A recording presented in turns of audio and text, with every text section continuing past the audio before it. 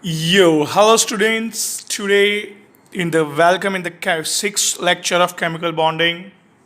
Today, we're going ahead with a fantastic and very important topic that is dipole moment. Yes. तो क्या होता है dipole moment समझने के लिए ज़रा प्रॉपर ध्यान दीजिए.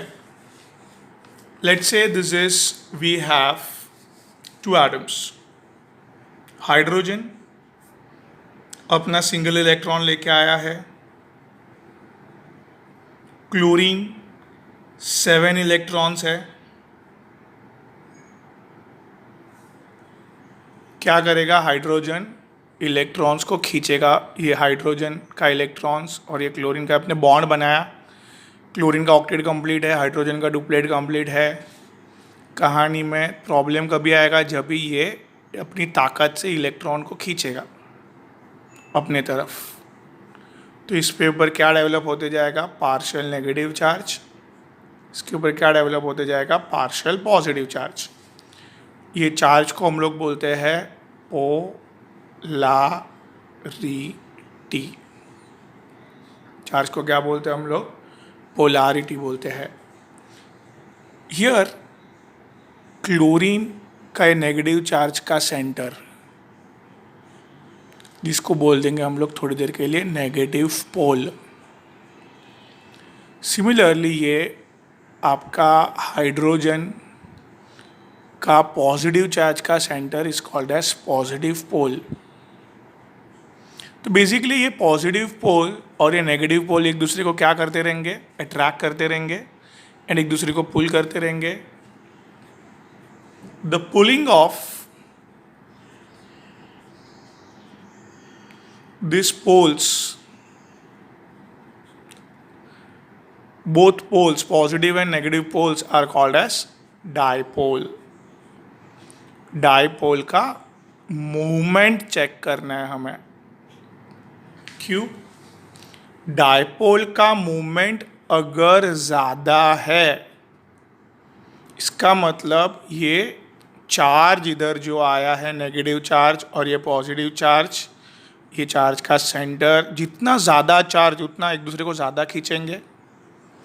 डायपोल मोमेंट ज़्यादा मतलब पुलिंग ऑफ, एक दूसरे को ज़्यादा पुल कर रहे हैं. क्यों, क्योंकि अंदर मोर चार्ज है और मोर चार्ज है मतलब पोलार मॉलिक्यूल है.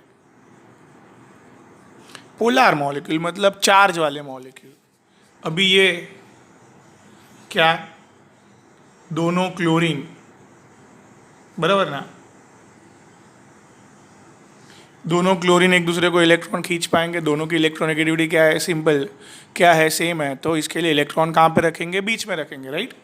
तो इसको इलेक्ट्रॉन को पुल नहीं कर पाए. इलेक्ट्रॉन कहाँ पे है, बीच में है. बीच में है तो they can not easily pull it out.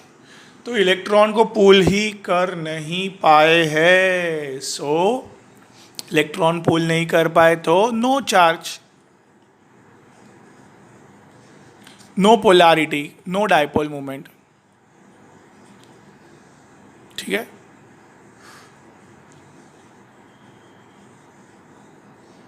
तो वेरी इंपॉर्टेंट थिंग, ये जो मॉलिक्यूल है Cl2, ये पोलार है कि नॉन पोलार, फाइंड आउट करने के लिए डायपोल मोमेंट दिखता है.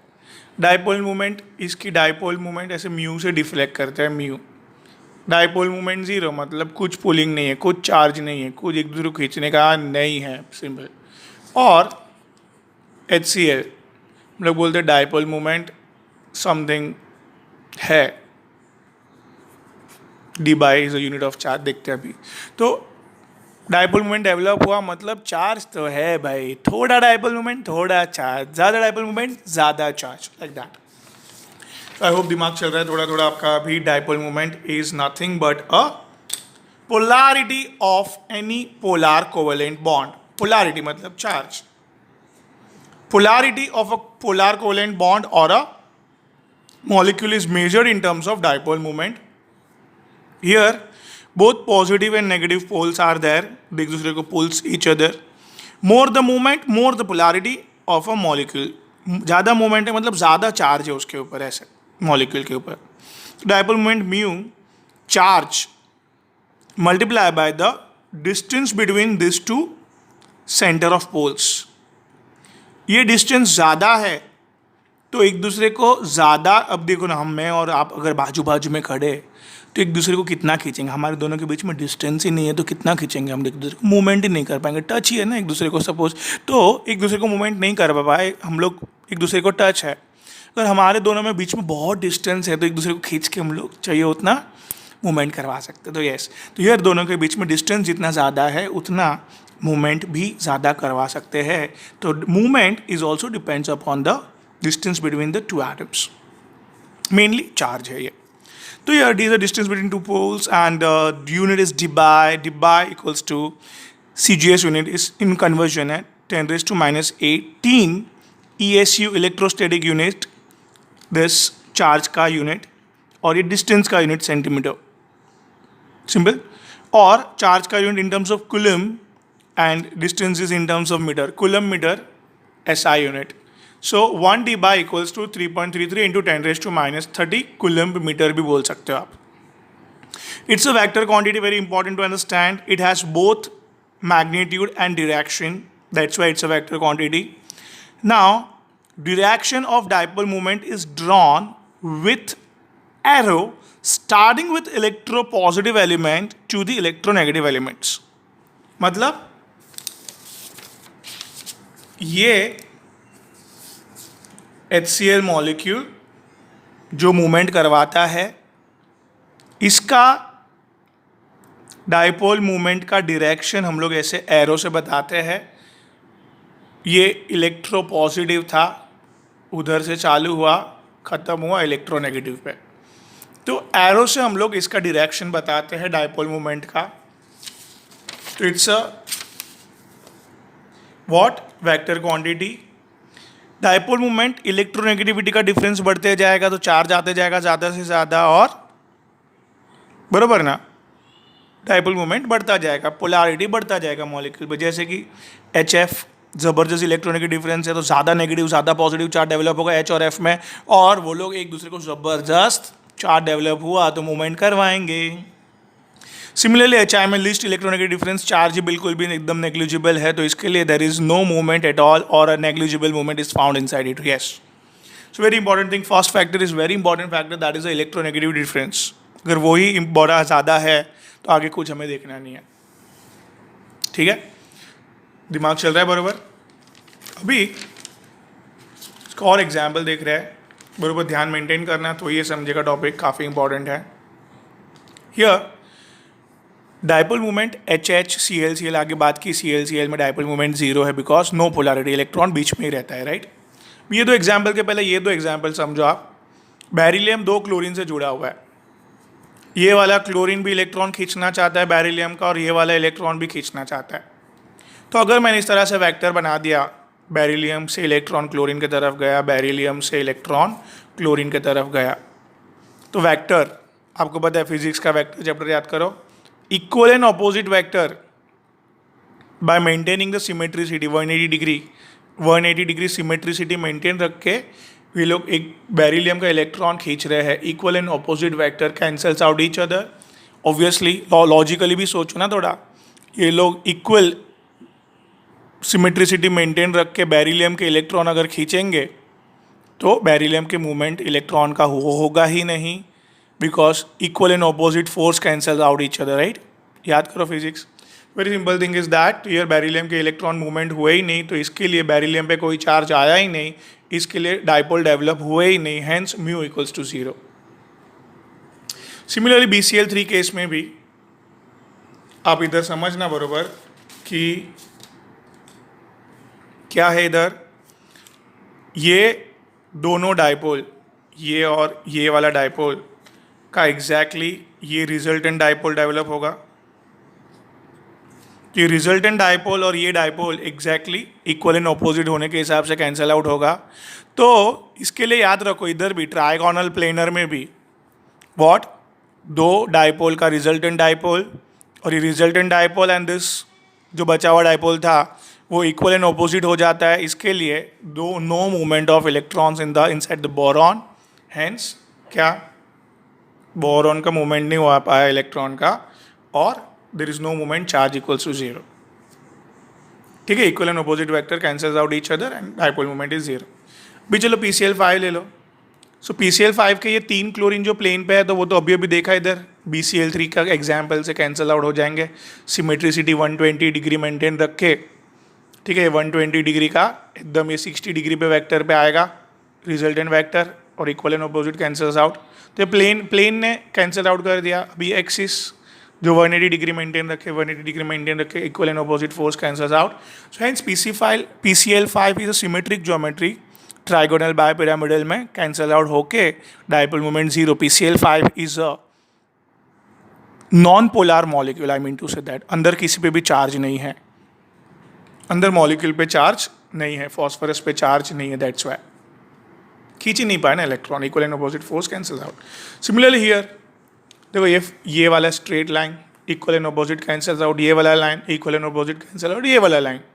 सो सिंपल, लॉजिकल भी कर सकते हैं ना आप, ठीक है।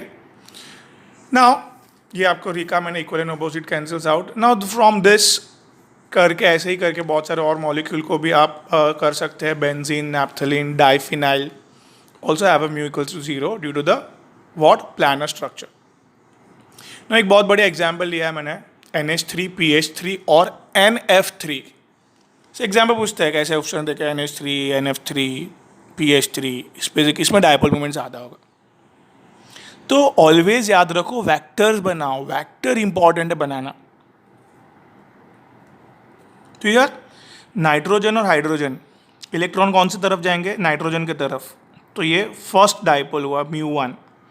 हाइड्रोजन से नाइट्रोजन के ऊपर और एक डाइपोल μ2, हाइड्रोजन से नाइट्रोजन और एक डाइपोल μ3। सिमिलरली ये एक मोटा सा लोन पेयर का लेयर और नाइट्रोजन का न्यूक्लियस, नाइट्रोजन का न्यूक्लियस और ये मोटा सा लेयर कहाँ से कहाँ बनाना है डाइपोल, पॉजिटिव न्यूक्लियस से मोटे से लेयर की तरफ, तो इसके लिए ऐसा एरो आया। दिस व्हाट, नाइट्रोजन का न्यूक्लियस से मोटा सा लेयर पॉजिटिव से नेगेटिव की तरफ बनाते हैं ना हम लोग, न्यूक्लियस से लोन पेयर की तरफ, और एक डाइपोल μ4।